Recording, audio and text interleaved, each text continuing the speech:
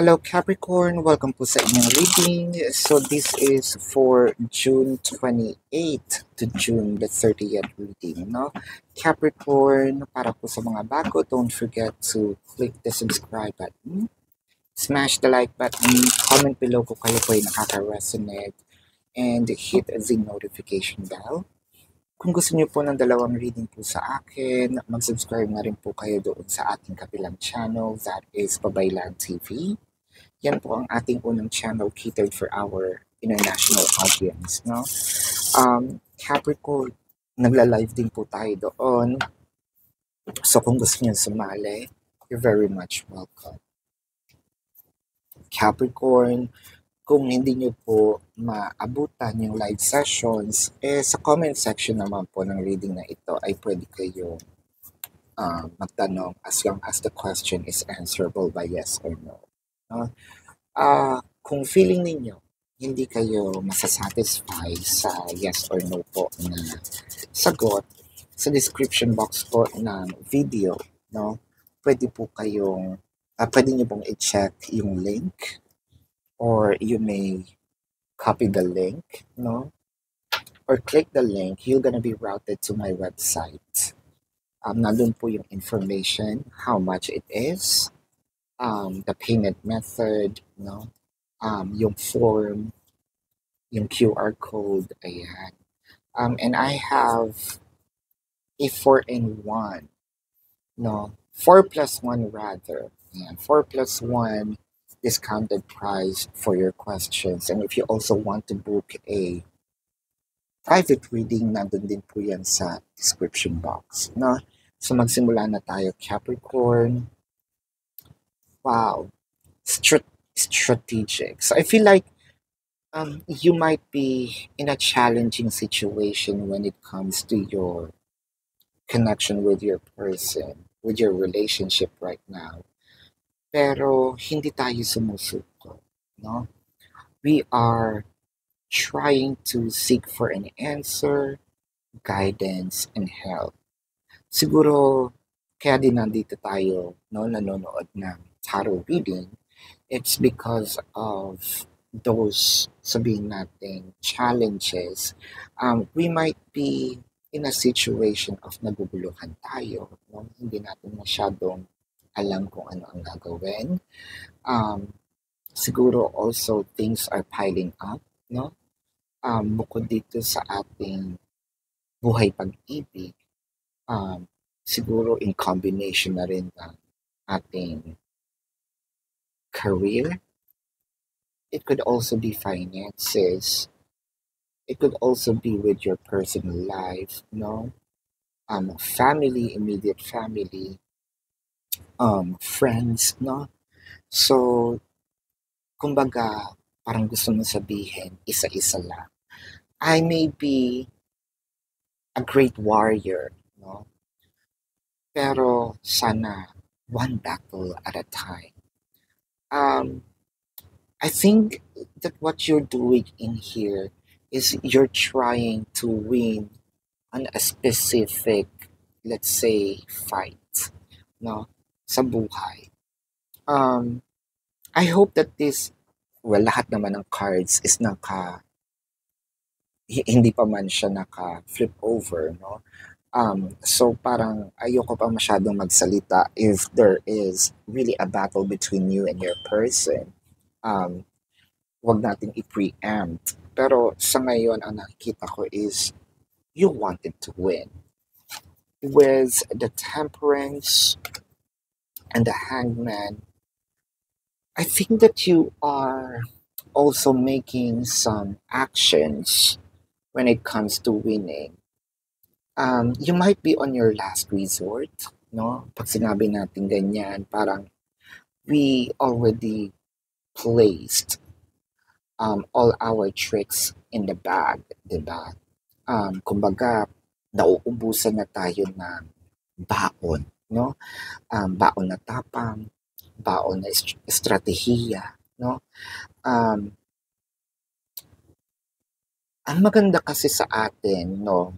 I don't know if that is maganda nga ba, hindi tayo tumitigil. Kumbaga, we are a solution finder, no?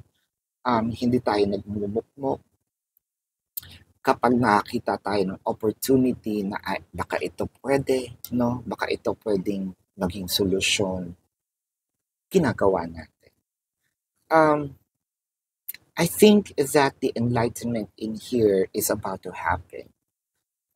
Yung pinaka best result, ang pinaka best solution, no? Um, Things may be upside down.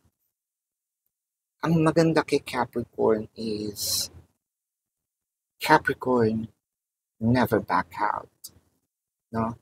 Uh, with a Five of Pentacles and a Nine of Swords. Kahit siguro binubulungan na tayo ng kahit sarili natin, no? Sige, umalis ka na, stress ka na rin. Nine of Swords to a point na medyo ang hindi lang maganda, medyo apektado na ang ating mental health. Hindi na tayo nakakatulog, no, ng maayos. May push na gusto na natin kumawala, umalis. May mga point din dito siguro na sabihin natin, ayaw nyo munang kumbaga, huwag ka munang lumapit sa akin person dahil hindi ko rin alam, no? Baka may masabi ako, baka may magawa ako na hindi mo rin gusto, no? Na hindi mo gustong marinig, hindi mo rin gustong, hindi ayaw ko rin gawin. Yung iba sa inyo to a point na binabangungot, no? Or having a bad dreams, bit-bit nyo itong stress hanggang pagtulog. Itong pinagdadaanan nyo ngayon. Responsibilities. So I feel like for the most of you, or a few numbers of you rather, I want to tackle this because this needs to, happen. I feel like someone here, a Capricorn, is fighting for child support, no? Or, ito yung sinasabi ko kanina, kaya ayokong i-preempt. Pero nararamdaman ko na siya. Ayoko lang kasing yung wala siya sa card. So that's why intuitive reading is I think, much more important. It's because people can read cards, no? But when it comes to intuitively, sometimes nalilihes because of wala doon yung soul, no? Kaya ito, sinasabi ko kanina, I just want to confirm, kasi kanina ko pa nararamdaman, baka, you're also fighting for either child support or fighting for the rights, no, of the child. As much as possible, you don't want to ask for, sabihin natin, financial support could be, or I'm not asking for too much, no? This is for the child. Huwag mo na akong isipin yung anak na lang, no? Again, this might be for a small percentage of Capricorn. Kaya nga, I need to butt this in. Yung iba naman sa inyo is, ang nakikita ko dito, kasi hindi lang si Capricorn, hindi lang ang relationship ninyo ang pasan ni Capricorn. Ang pasan din niya is maraming bagay. Baka may mga pinag-aaral, baka maraming binabayarang utang ng family, no? Kaya siguro kaya ako nasabi kanina din na isa-isa, no? Isang laban lang, one battle at a time. Kahit gaano ako kalakas, sumusuko din ako or parang gusto ko na rin sumuko.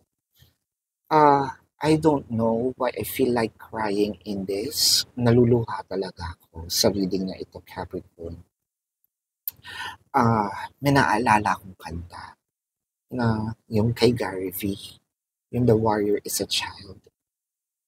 Kahit gano'n tayo katapang, kapag mag-isa tayo, yung kailangan natin din ng kalinga, kailangan natin ng moral support, ng support per se, period, no? Ang akala kasi nila na okay lang, no? Porket okay ka, hindi ka umaaray, pakiramdam ng iba, yun, um, kakayanin mo. Pero hindi nila alam na umiiyak tayo mag-isa. At naluluha na ako dahil yung bigat ng nararamdaman ni Capricorn.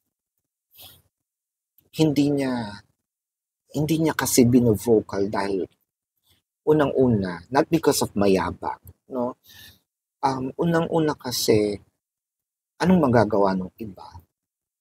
Baka i-chismis lang ako. Pangalawa, paano ko sasabihin na nangihina ako? Naiiyak ako. Paano ko sasabihin na mahina ako sa mga taong humuhugot sa akin ng lakas? 'Di ba? Kapag ako yung nanghina, sigurado manghihina lahat. Sorry ha, naiiyak ako sa'yo, Capricorn, kasi nararamdaman ko yung bigat ng nararamdaman ko. With the devil card, sorry, pwedeng uminom lang sandali kasi barado na yung lalamunan ko dahil sa, hindi ko alam, plema or luha talaga. Page of Cups. Ang nakikita ko naman kasi dito, Capricorn, no?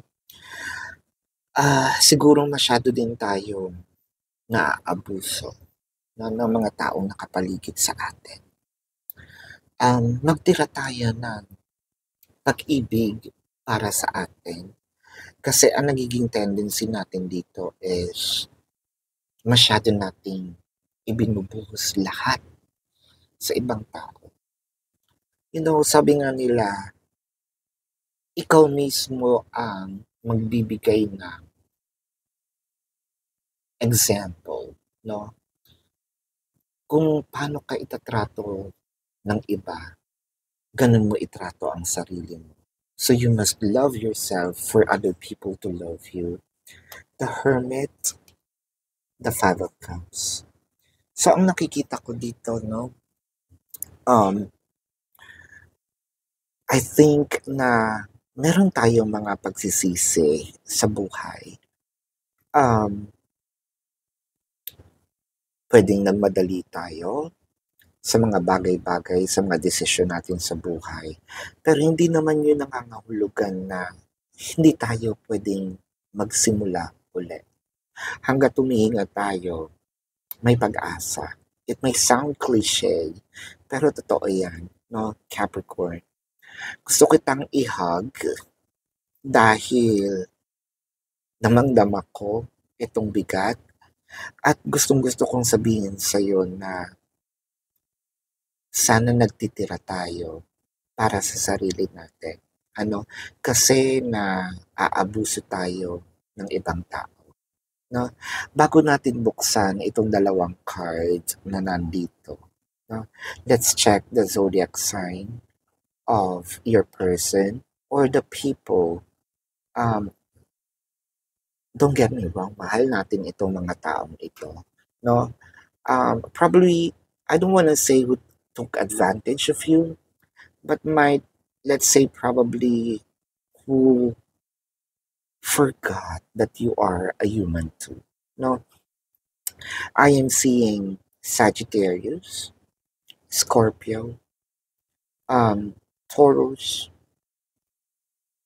Capricorn, pwedeng kapwa Capricorn ito, Pisces, Virgo, and Cancer. No? Let's check these cards. I remember the day we met like it was yesterday. Um, what I am seeing in here is this should be a message, for yourself. I think you've gone too far, or you went too far, that you almost forgot who you are, that you almost devoted your energy with other people. I think the message is more of you're missing yourself. Take time for yourself. It's not selfish, Capricorn. And this is a message, by the way, of the spirit guides, your guardian angel, your higher self, whatever you want to call this. Make today your new beginning. Try to leave any past mistakes in the past. Don't allow them to weigh you down any longer. Move forward today with confidence and knowing that you have a better and brighter days ahead. So ito yung sinasabi natin kanina na madaming pinagsisisihan na desisyon. Siguro it's time to bury, no? Kalimutan na natin, ibaunan natin ang mga kasalanan na nagawa natin sa ating sarili, no? Kaya tayo nandito din. So we must also have first um acceptance, no? So we must remove the denial na wala tayong kinalaman. So at one point in time, we allowed this to happen. And that's the reason why we are here because of that said behavior, no? Na inalaw na natin itong mga nangyayari sa atin. Um, have confidence na nandyan lang palagi ang iyong guardian angel, no? Um, to help you, guide you. And there is a promise in here na brighter days are ahead. Marami pang pag-asa, pwede pang magsimula ulit, no? Patawarin mo rin ang iyong sarili, and that I think that's the most important factor here for you to move forward and accept the blessings of your life, no?